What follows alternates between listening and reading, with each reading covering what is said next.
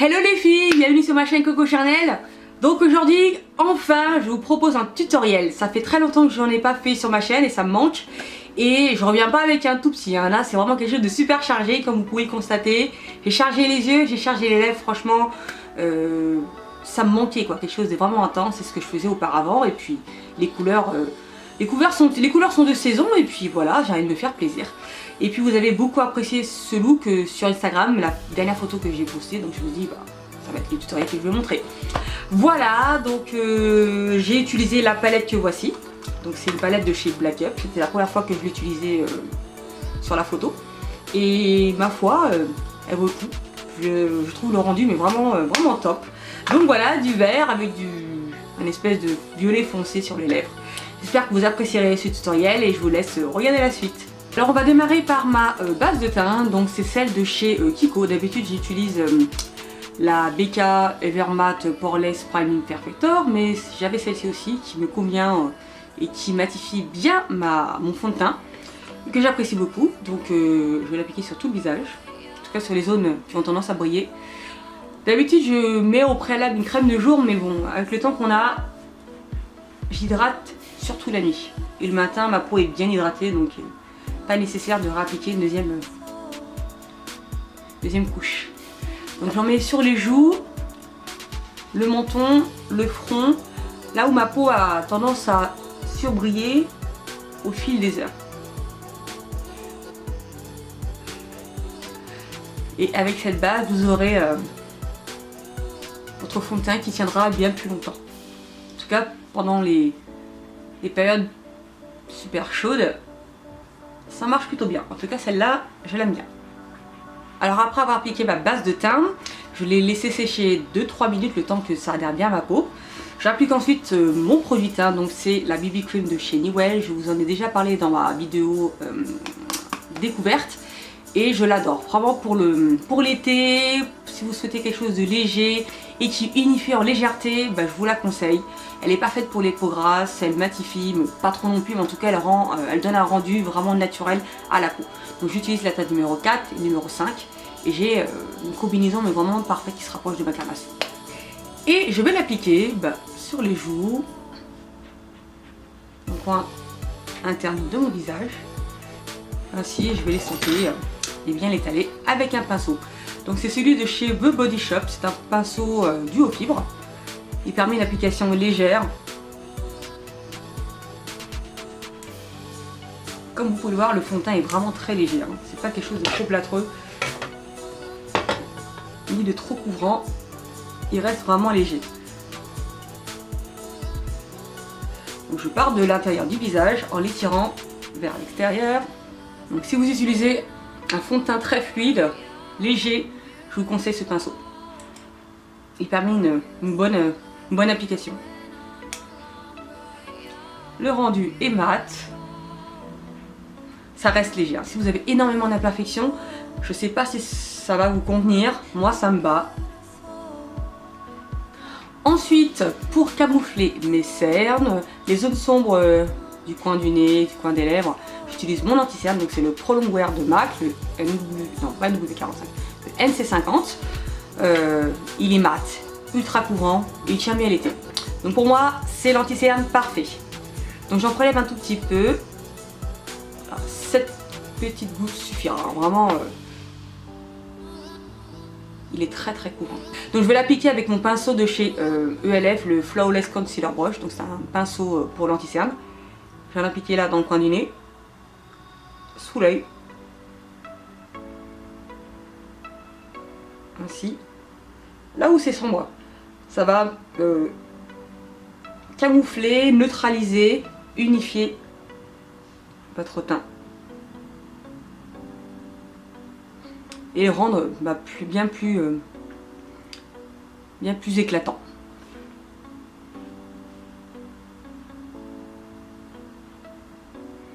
Je tapote pour bien fixer la matière. Voilà.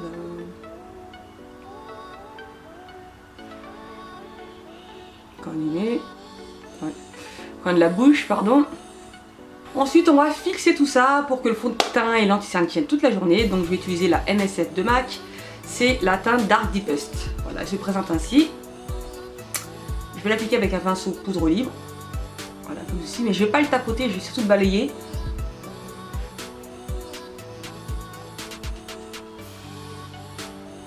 Voilà.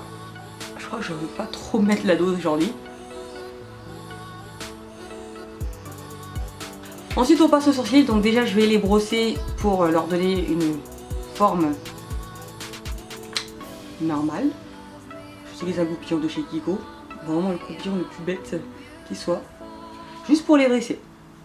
Donc je vais utiliser le crayon sourcil rétractable de chez Sephora, je vous en ai parlé dernièrement, je le trouve vraiment bien pratique, il est waterproof, la couleur est adaptée au peau noire et j'utilise la teinte numéro 6. Donc c'est un crayon avec une texture assez cireuse, mais pas trop non plus, pas trop sèche. Il marque très bien. Donc là je vais faire des petits gestes, donner des petits coups pour remplir le sourcil, afin que le trait ne soit pas trop appuyé. Voilà, je fais la queue tout d'abord, ensuite je reviens vers l'intérieur. Donc voilà, si vous avez la peau foncée, ce crayon il est parfait. Tais-toi Facebook. Je fais ensuite la boucle.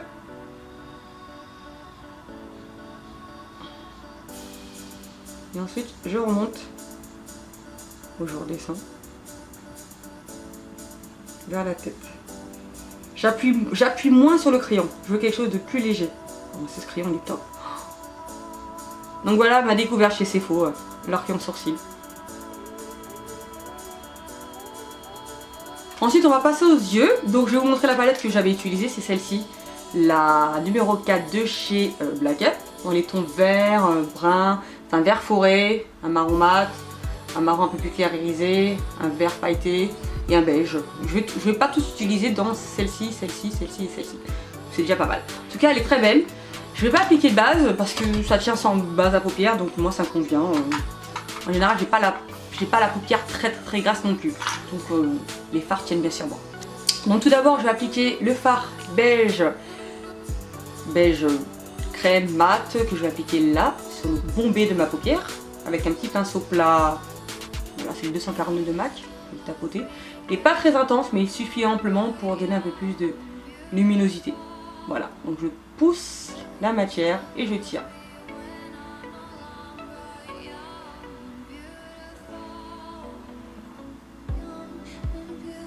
Je ressors mon pinceau boule. Donc le pinceau boule, je l'utilise souvent pour appliquer un fard que je vais poser sur une grande surface et de manière assez floutée. Donc ça va être le Swiss Chocolate de MAC, un marron brun, un marron chocolat mat que j'applique souvent dans le creux large. En tout cas avec ma carnation, le fard qui me convient le plus c'est le Swiss Chocolate. Donc voilà, donc je l'applique ainsi. Donc je pars du coin externe, dans le creux, et je vais faire des va-et-vient. Voilà, je suis l'orbite de mon œil. Je fais des petits va-et-vient. Ainsi, ça permet de bien étaler la matière.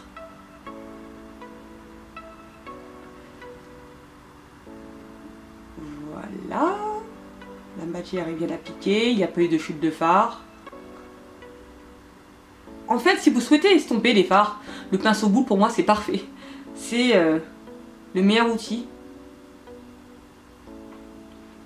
pour l'estompage. Des va-et-vient, voilà. Ensuite j'applique ce marron là, il est légèrement irisé mais pas trop, donc dans le creux ça passe. Voilà, pour créer un dégradé un peu plus subtil, avec le même pinceau. Voilà. La couleur n'est pas trop intense. Donc ça se lit parfaitement. Voilà, donc là, comme vous pouvez le voir, la paupière est mieux définie. Donc lorsque vous appliquez un fard foncé dans le creux large en général, ça va donner plus de structure à votre regard et un effet un peu plus travaillé au dégradé que vous allez faire. Ensuite, je vais appliquer le vert forêt que voici, qui est magnifique. Je vais l'appliquer avec un pinceau plat.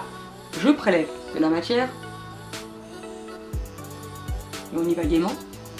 Je veux que la couleur soit super intense. Voici le rendu. Je tapote pour enlever l'excédent sur ma main. Et je vais le presser sur la paupière mobile. Donc la paupière mobile se situe là entre le ras de cils supérieur et le creux large. Et je ne vais pas aller au-delà. Donc je presse le fard pour éviter les chutes.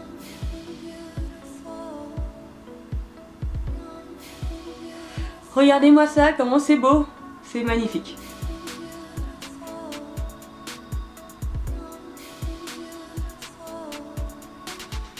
Donc rappelez-vous, la limite, c'est le creux.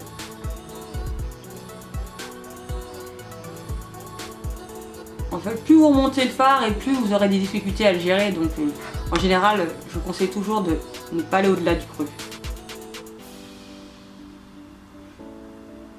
Et ensuite, on travaillera avec un autre pinceau.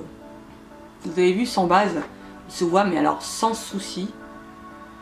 Après, j'ai dit que je ne mettais pas de base. Hein. Si vous avez des difficultés, si vous avez la paupière qui a tendance à briller ou le fard à paupière qui a tendance à filer au fil des heures, n'hésitez pas à mettre une base. Hein. Mais en tout cas, moi,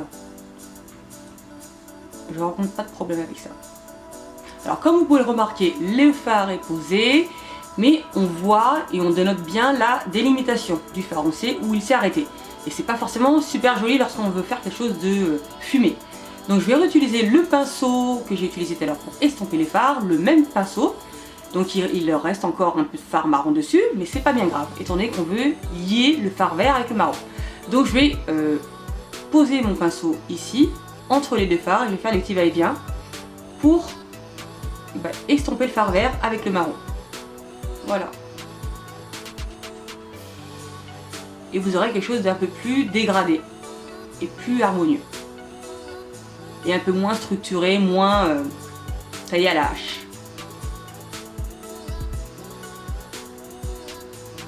Bon, le fard est légèrement délavé, donc moi je vais réappliquer le fard vert avec le même pinceau plat et je vais réappliquer de la matière.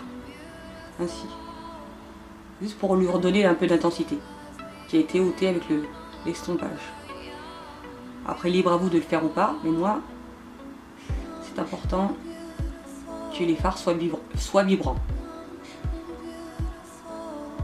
Et pour terminer l'application des fards, en tout cas sur la paupière mobile et la paupière supérieure, je vais appliquer le fard marron que voici. Donc il est très sombre et je vais l'appliquer dans le coin externe de ma paupière. Donc je vais utiliser encore une fois un petit pinceau boule. Il est légèrement plus fin que l'autre. C'est un pinceau de chez Zoeva, c'est le 261. Je prélève un peu de matière. Donc là je pars du coin externe et je remonte vers le creux large, mais à mi-parcours. Et je m'arrête là. Donc là je vais faire des petits va-et-vient de haut en bas afin de bien poser la matière. Voilà. Donc ça va ombrer le coin externe et ça va donner encore plus de structure à mon maquillage.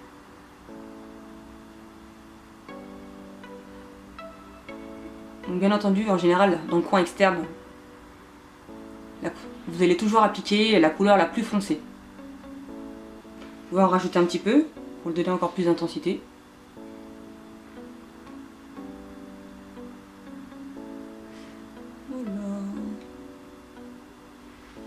Voilà. Ensuite, je vais réappliquer le fard vert forêt que je vais appliquer dans le ras de cils inférieur pour faire un rappel du fard et pour donner plus d'intensité à mon maquillage, en tout cas mon maquillage des yeux. Donc je vais utiliser un pinceau crayon. Je tapote pour enlever l'excédent parce que la zone est un peu plus fine et que les chutes de fard sont beaucoup plus fréquentes. Donc on part du coin externe, du coin interne pardon. Et je fais des petits va-et-vient.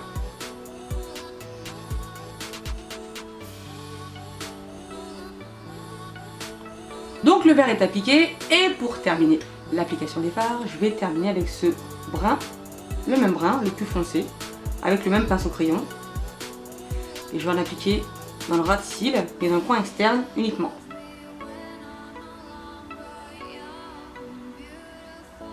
Afin d'ombrer, d'accentuer le smoky. Voilà, vous faites des va-et-vient pour bien estomper et bien poser le fard. Alors ensuite, pour souligner, donner un côté encore plus smoky à votre regard, vous allez utiliser un crayon noir, vert foncé. Moi je vais utiliser un vert foncé et je vais l'appliquer dans la muqueuse de mon œil. Ainsi.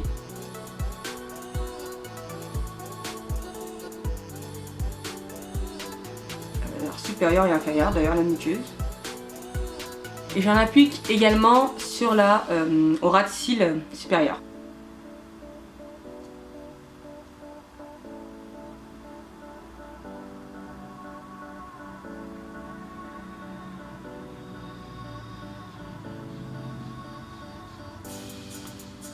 Et je vais estomper le trait de crayon que je viens d'appliquer avec un petit pinceau. Mais vraiment très fin, un petit pinceau eyeliner, ça suffit amplement. Donc je fais des petits gestes en diagonale, en tirant le fard.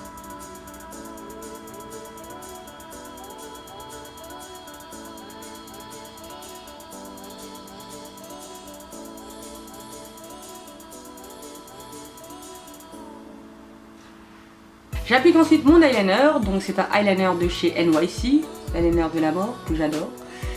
Il donne un rendu mais vraiment bien noir et bien mat, et avec lequel je me rate jamais. Donc je l'applique en ras de cils, en l'étirant.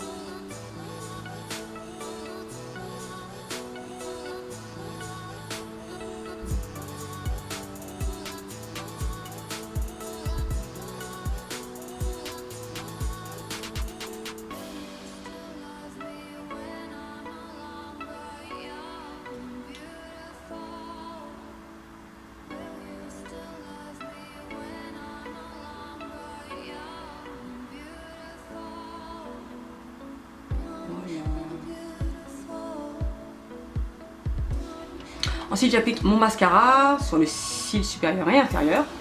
Donc je vais utiliser le Make Up Forever, le Aqua Smoky Lash. Donc c'est un mascara waterproof. Il est super dur à démaquiller, mais en tout cas il rend tes cils existants. En tout cas pour ma part c'est le cas. Pour terminer la touche glamour des yeux, je vais appliquer les faux cils. Donc ce sont les faux cils de chez eBay à 99 centimes les 5. Donc le bon plan de la mort. Je vous mettrai le lien dans la barre d'infos.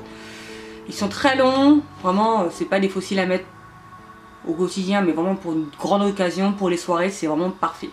Donc je les adore avec le coin interne un peu plus court et le coin externe bien plus allongé, ça vous fait un regard de ouf. Après le passage n'est pas obligatoire, mais voilà, avec un smoky eye, j'estime que c'est l'élément le plus important dans ce make-up quoi. Voilà. Regardez-moi ça, c'est trop beau quoi. En attendant, on passe au contour. Donc je vais utiliser la palette de chez Smashbox que j'adore. Donc il y a un contour, une poudre contour, une poudre bronzer, une poudre highlight. Donc la poudre contour, elle est parfaite sur les peaux noires. La palette que j'utilise c'est la Dark, il me semble. Je vais l'appliquer, en tout cas je vais appliquer la poudre contour avec un pinceau biseauté. Et je l'applique en partant du coin de mon oreille, en redescendant vers la joue. Voilà, ça va creuser un peu ma joue. Et pour les visages un peu ronds, c'est parfait.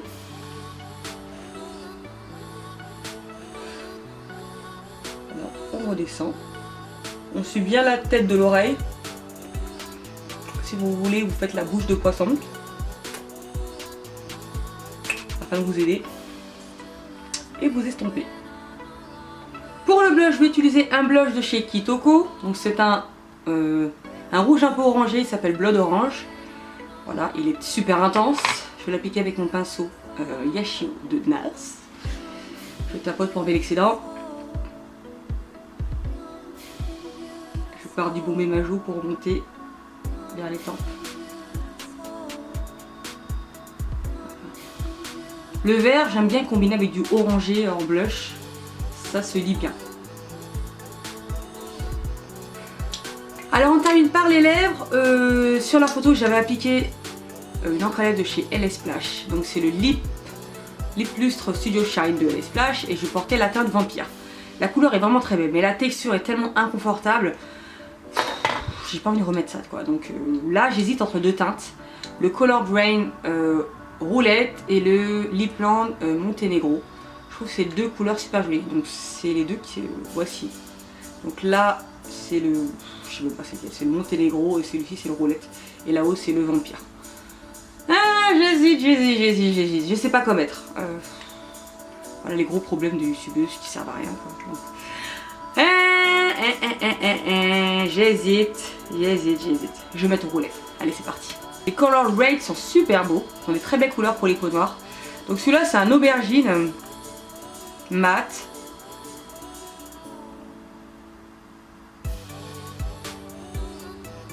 Très beau également.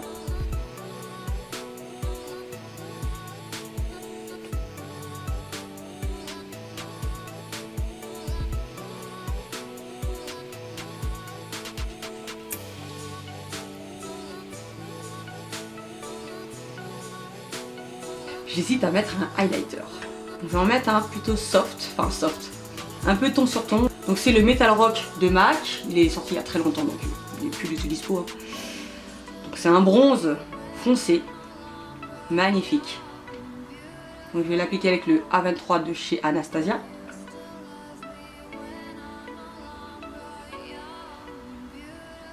Je vais bouger ma joue pour donner un peu de glow. Trop beau, oh là là, trop beau. Allez hop, je fais la folle. Je rajoute un peu.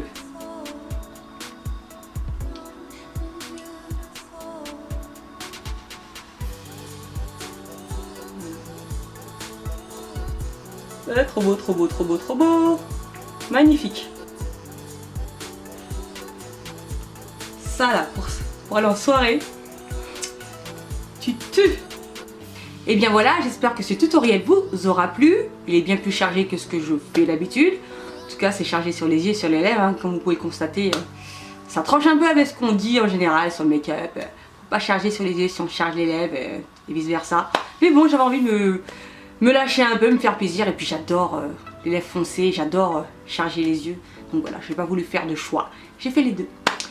Voilà, donc n'hésitez pas à me dire dans les commentaires ce que vous avez pensé de ce tutoriel, voilà. N'hésitez pas à me dire ce que vous souhaiteriez voir sur ma chaîne à l'avenir, vos propositions, je les prendrai en compte en tout cas.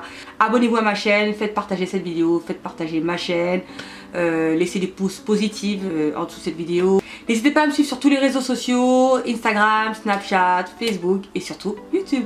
Donc je vous fais des gros bisous et je vous dis à bientôt. Bye bye.